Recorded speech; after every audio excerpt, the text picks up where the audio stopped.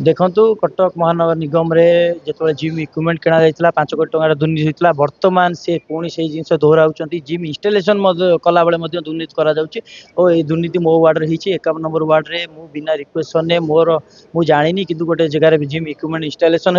Hopper मुझे तदंत कली मुझे जाना पाइल कि टंका नहीं कि आम जंत्री विभाग किसी जंत्री टंका नहीं कि जिम इक्विपमेंट को बिक्री करिसेंती तो सही भाव में मुझे जो काउंसिल मोर अनुमोदन को रखिली कि किपरि भाव में जिम इक्विपमेंट इनस्टलेशन प्रोसीजरटा कौन मत कहतु आ किपरि भाव में जड़े जंत्री पैसा नहीं कि जिम इक्विपमेंट एटू बिक्री करुँच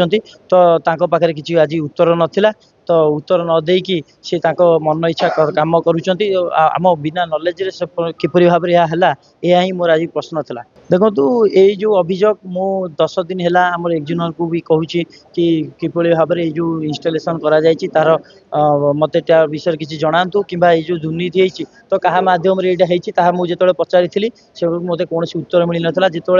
एक्जिनर जेकि कहते से इनस्टलेशन जो जिम इक्विपमेंट इनस्टलेशन अनइनस्टल करूँ कि दीर्घ 10 दिन है जोगाजोग करूँ आलोचना करूँ संपूर्ण भाव में संतुष्टपूर्ण उत्तर मुझे पाई नी जहाँफल कि आज ये परिस्थिति सृष्टि है ना। देखु